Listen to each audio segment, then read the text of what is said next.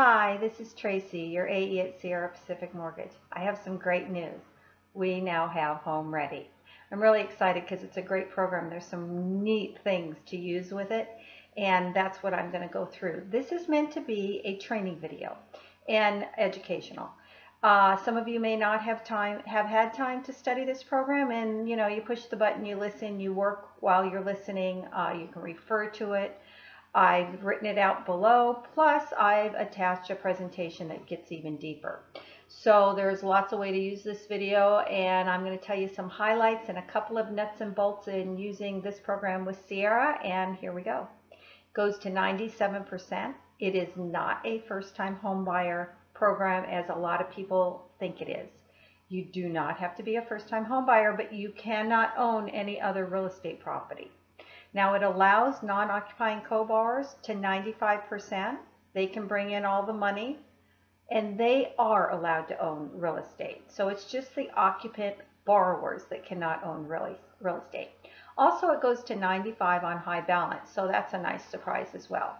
The MI for borrower paid MI is a lower percentage, so you save there.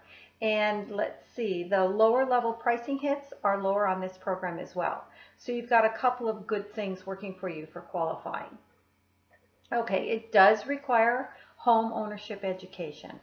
In my email and the attached presentation, I list how to get there, what it all entails. Also, it costs $75. Now, that's important to know because it needs to be on your upfront LE. So when you're doing our submit fee screen, there's a place to put it in there, and you need to put it in there when you do your initial LE. That's really important to remember. Okay. All right, so let's see. It does have income limitations. So I've also given directions on how to get there on Fannie's HomeReady site. It's easy. Or when you're running DU will do it for you. So if you need to investigate beforehand, or if you're just going to run DU anyway, you can do it either way that you want. Now, this program allows extended family households. Grandma's living with you. Your kid came back. Your brother showed up and is going to live with you till, he finds a place, whatever. And it doesn't have to be a relative. So this person, you can have up to 3 of them. In total, the 3, 2, 1, whatever you're using, has to have 30%, make 30% income of the qualifying income. Once you have that 30% additional income, it doesn't go towards qualifying, but it does allow you to go beyond 45% DTI up to 50%. So it's definitely important and useful. You just have to make sure you do it right. They're going to have to certify that they're going to live there for 12 months. They don't have to have lived there, but they're going to live there. Okay, so that's really important. It's really unique and useful. Okay, this also allows rent from an accessory unit, which usually is not allowed. So that's new rent.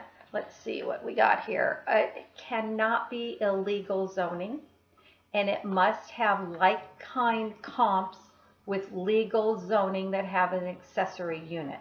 Okay, so that could be tricky. It's something you need to watch out for. You can use a lease or a 1007 from an appraisal to figure out rent. And as I said, no history is required on this. So they could just be moving in, you've got the lease, you've got rent, but the comps are going to be really important. Okay, renter boarder income is allowed. And this does not have to be on their taxes.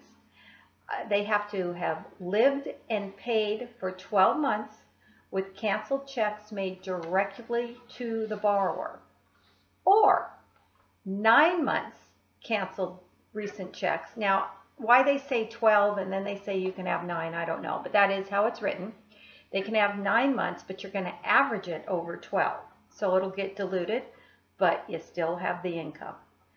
Now the boarder has to provide documentation that he has lived there, and they're saying driver's license, utility bills, or their credit card statement, bank statement showing the address as the same as the borrower's address. So we just have to prove residency basically. Okay, now here's one that's good, but will be hard to use, I believe. They allow cash on hand. Now, basically the cash on hand, the person has to profile as a cash user. That means they really won't have a checking account. They'll have little to no credit because people that use cash don't trust credit. And they have to show that a way that they would have been able to accumulate the kind of money we're talking about. So once you've profiled them, they have to deposit it into a financial institution or into escrow. And let's see, cash at the time of application or no less than 30 days prior to closing. So if you have this, you want to check those dates. You don't want to have it too early. You don't want to have it too late. And you want to make sure it makes total sense. Okay. Oh, and it cannot be used for reserves. All right. Now that's the highlights of the program. Now some guidance on using DU. First of all, I said DU would show you your income limitations. When you go to Express Loan Underwriting to run DU on our site, you're going to choose Community Lending, and in there you're going to choose HomeReady. So that's how you get the program to know what you're trying to talk to it about, because you've got this extended family percentage that can let you go over 50. So it has to go towards this different program. Okay, so now you're on the right program. If you have more than one extended person where you're trying to get that 30%, you will lump them all into one spot. Their income, 900 a month, 500 a month, 200 a month will all be one in that spot. What's that, 11, 12, whatever.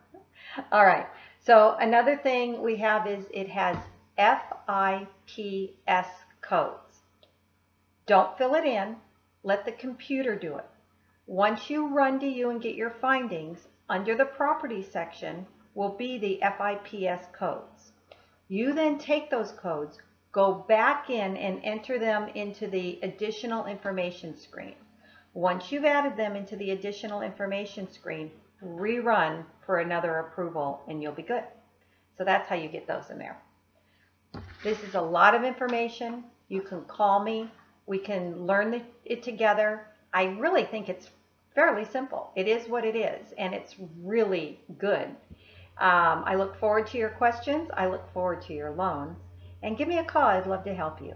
Until the next video.